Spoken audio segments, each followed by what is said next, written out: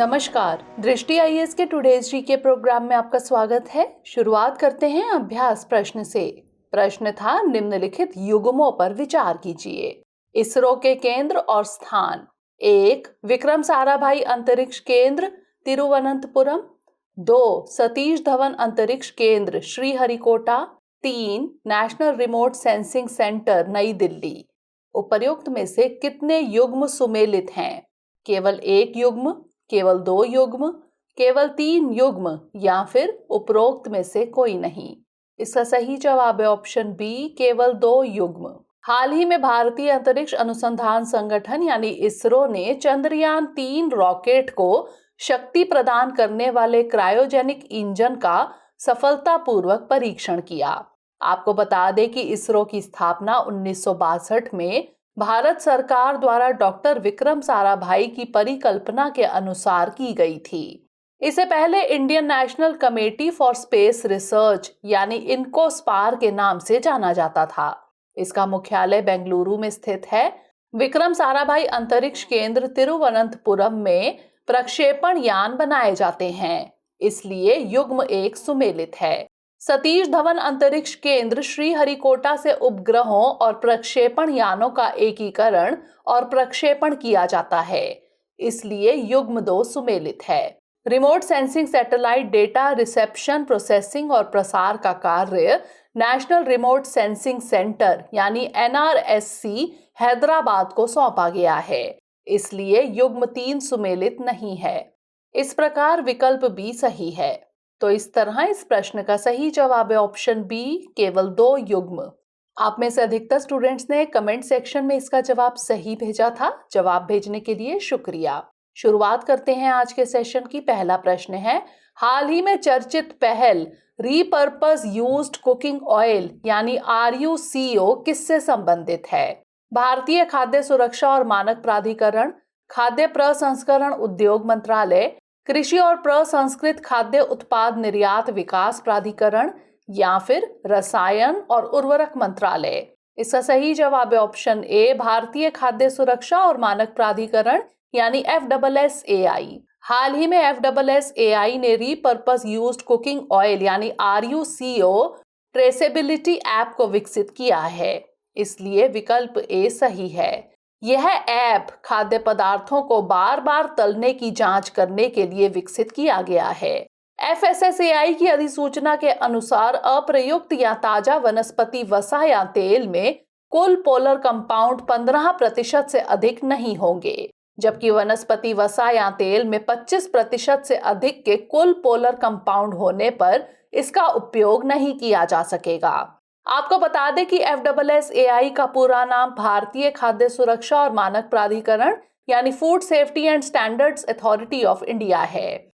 यह खाद्य सुरक्षा और मानक अधिनियम 2006 यानी FSS अधिनियम के तहत स्थापित एक वैधानिक निकाय है। इसकी स्थापना सितंबर 2008 में की गई थी। तो इस तरह इस प्रश्न का सही जवाब है ऑप्शन ए, FSSAI यानी भारतीय खाद्य सुरक्षा और मानक प्राधिकरण। अगला प्रश्न है, विश्व वन्यजीव दिवस 2023 की थीम क्या है? Sustaining all life on earth, forest and livelihood sustaining people and planet, partnership for wildlife conservation या फिर रिकवरिंग की स्पीशीज फॉर इकोसिस्टम रिस्टोरेशन। इसका सही जवाब है option C, partnership for wildlife conservation. आज यानी 3 मार्च को विश्व वन्यजीव दिवस मनाया गया। यह संयुक्त राष्ट्र का एक अंतर्राष्ट्रीय दिवस है जो वन्य जीवों के योगदान का जश्न मनाता है।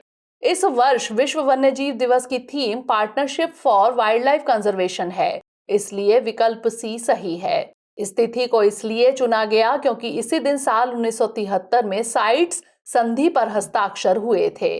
साइट्स का पूरा नाम वन्यजीवों और वनस्पतियों की लुप्त प्राय प्रजातियों में अंतर्राष्ट्रीय व्यापार पर सम्मेलन है।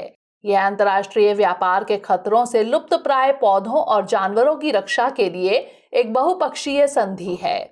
यह संधि जुलाई 1975 में लागू हुई थी। वर्तमान में इसमें 184 पार्टियां, देश या क्षेत्रीय आर्थिक एकीकरण संगठन शामिल हैं। इसका सचिवालय स्विट्जरलैंड के जिनेवा में स्थित है, जो संयुक्त राष्ट्र पर्यावरण कार्यक्रम यानी UNEP द्वारा प्रशासित है। तो इस तरह इस प्रश्न का सही जवाब है option C, partnership for wildlife conservation. अगला प्रश्न है, एससीओ के तहत पारंपरिक चिकित्सा पर B2B सम्मेलन किस राज्य में आयोजित किया जा रहा है? नागालैंड, असम, तमिलनाडु या फिर केरल? इसका सही जवाब है ऑप्शन बी, असम। 2 से 5 मार्च 2023 तक असम के गुवाहाटी में एससीओ के तहत पारंपरिक चिकित्सा पर B2B सम्मेलन और एक्सपो आयोजित हो रहा है, इसलिए विकल्प बी सही है। यह सम्मेलन एससीओ और सभी साझेदार देशों को पारंपरिक चिकित्सा के विभिन्न पहलुओं पर विचार विमर्श करने के लिए एक अवसर प्रदान करेगा। आपको बता दें कि एससीओ यानी शंघाई सहयोग संगठन एक यूरेशियन राजनीतिक, आर्थिक और सुरक्षा गठबंधन है। इसकी स्थापना 15 जून 2001 को शंघाई, चीन में हुई थी। इसमें 8 सदस्य देश, 3 पर्यवेक्षक और 14 संवाद सहयोगी देश शामिल हैं। भारत को जुलाई 2005 में अस्ताना शिखर सम्मेलन में पर्यवेक्षक का दर्जा दिया गया और 9 जून 2017 को कजाकिस्तान के अस्ताना में एससीओ शिखर सम्मेलन में पूर्ण सदस्य का दर्जा दिया गया। तो इस तरह इस प्रश्न का सही जवाब है ऑप्शन बी, असम। अगला प्रश्न है, कभी कभी समाचारों में देखा जाने वाला स्वायत्त क्या है? सभी के लिए ऑनलाइन शिक्षा का मंच, स्टार्टअप्स को बढ़ावा देने की एक पहल, सार्वजनिक वितरण प्रणाली के लिए पोर्टल या फिर आईआईटी मद्रास द्वारा लॉन्च किया गया नया सुपर कंप्यूटर? इसका सही जवाब है ऑप्शन बी, स्टार्टअप्स को बढ़ावा देने की एक पहल। हाल ही में स्वायत्त पहल की सफलता के उपलक्ष्य में एक समारोह का आयोजन किया गया। स्वायत्त का पूरा नाम startups women and youth advantage through E transaction है। यह गवर्नमेंट ई मार्केट प्लेस यानी जेम पर स्टार्टअप्स, महिलाओं और युवाओं को प्रोत्साहन देने वाली एक पहल है, इसलिए विकल्प बी सही है। इसे फरवरी 2019 में केंद्रीय वाणिज्य और उद्योग मंत्रालय के तहत शुरू किया गया था। यह राष्ट्रीय खरीद portal government e market place के लिए भारतीय उद्यमशीलता इकोसिस्टम के प्रमुख हितधारकों को एक साथ लाती है। गवर्नमेंट ई मार्केट प्लेस यानी जेम वाणिज्य और उद्योग मंत्रालय के प्रशासनिक नियंत्रण के तहत स्थापित एक कंपनी है। यह केंद्रीय मंत्रालयों, राज्य विभागों, सार्वजनिक उपक्रमों और स्वायत्त निकायों द्वारा वस्तुओं और सेवाओं की खरीद करती है। तो इस तरह इस प्रश्न का सही जवाब है ऑप्शन बी, स्टार्टअप्स को बढ़ावा देने की एक पहल।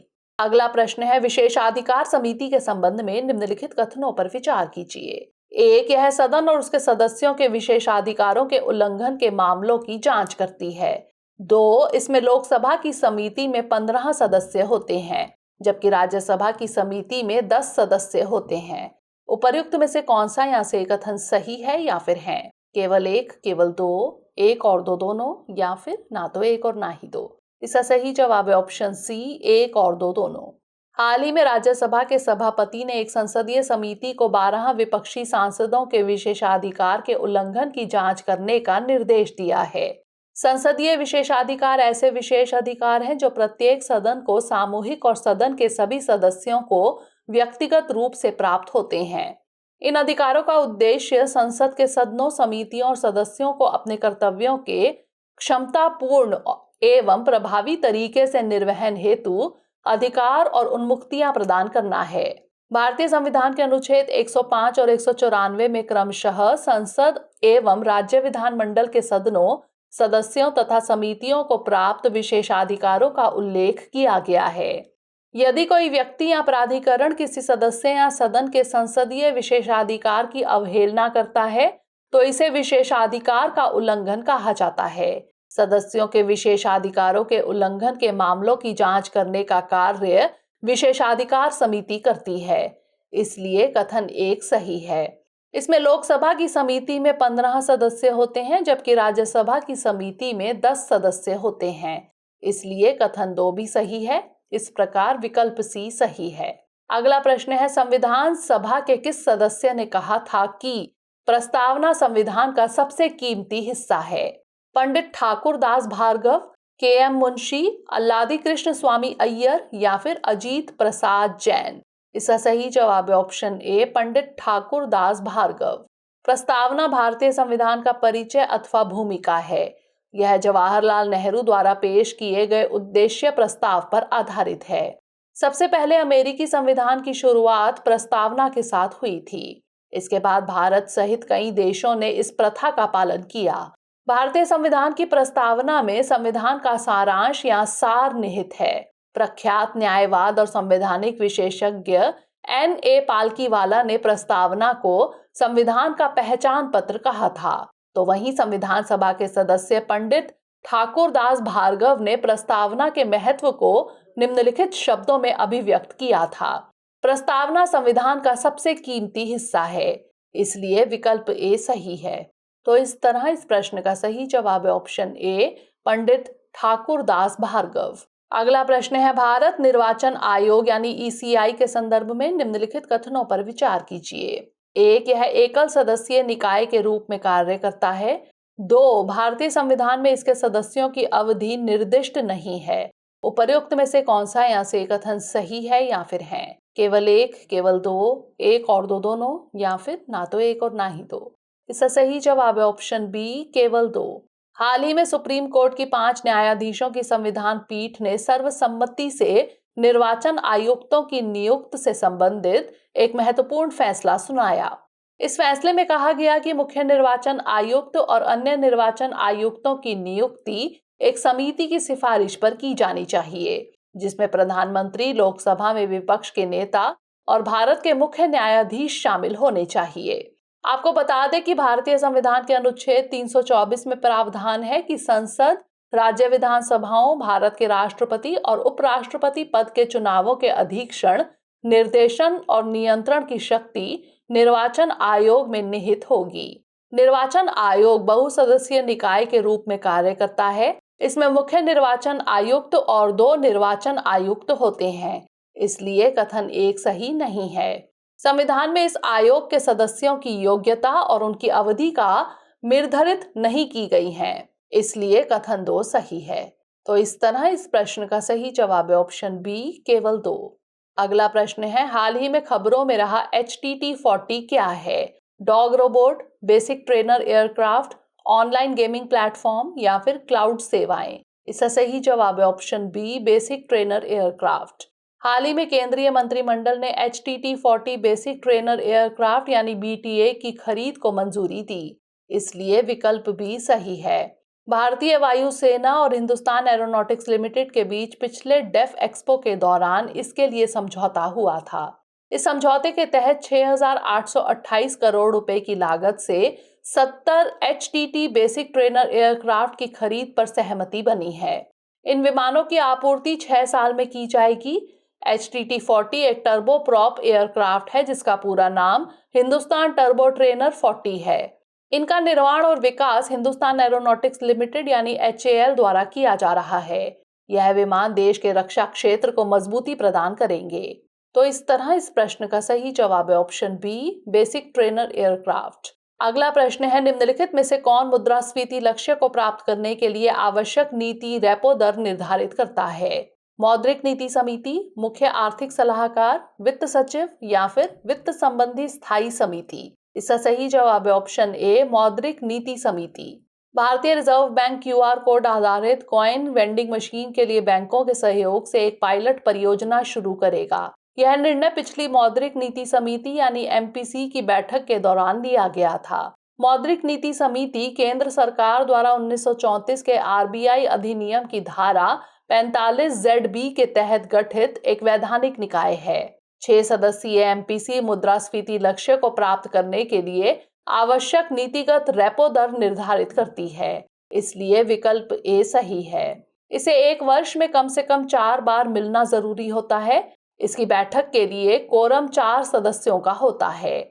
इसके प्रत्येक सदस्य के पास एक मत होता है, लेकिन बराबर मत होने की स्थिति में गवर्नर के पास दूसरा या निर्णायक मत होता है। तो इस तरह इस प्रश्न का सही जवाब है ऑप्शन ए, मौद्रिक नीति समिति। अंतिम प्रश्न है, रायसाना डायलॉग के संदर्भ में निम्नलिखित कथनों पर विचार कीजिए। 1. इसका आयोजन विदेश मंत्रालय द्वारा ऑब्जर्वर रिसर्च फाउंडेशन के सहयोग से किया जाता है। 2. इस वर्ष की theme provocation, uncertainty, turbulence, light house in the Tempest है। उपर्युक्त में से कौन सा यहाँ से कथन सही नहीं है या फिर है?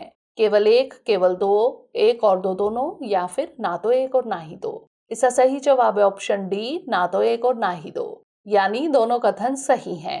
हाल ही में भारत के प्रधानमंत्री ने नई दिल्ली में रायसीना डायलॉग के 8वें संस्करण का उद्घाटन किया।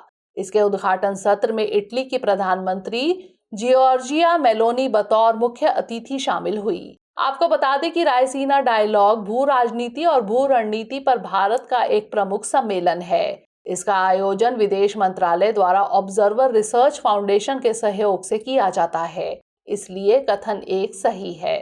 इस वर्ष इसकी theme provocation, uncertainty, turbulence, light house in the Tempest है, इसलिए कथन 2 भी सही है। इस प्रकार विकल्प डी सही है। तो इस तरह इस प्रश्न का सही जवाब है ऑप्शन डी, ना तो 1 और ना ही 2। आइए नोट कर लेते हैं आज का अभ्यास प्रश्न। सस्टेनेबल डेवलपमेंट गोल्स यानी SDGs किससे संबंधित हैं? मानव पर्यावरण पर संयुक्त राष्ट्र सम्मेलन 1972, सतत विकास पर संयुक्त राष्ट्र सम्मेलन 2012, पर्यावरण और विकास पर संयुक्त राष्ट्र सम्मेलन 1992 या फिर संयुक्त राष्ट्र जलवायु परिवर्तन सम्मेलन 2015। इसका उत्तर हमें कमेंट सेक्शन में जरूर भेजिएगा। अगले सेशन में नए प्रश्नों के साथ मिलेंगे। तब तक के लिए पढ़ते रहिए एंड स्टे मोटिवेटेड।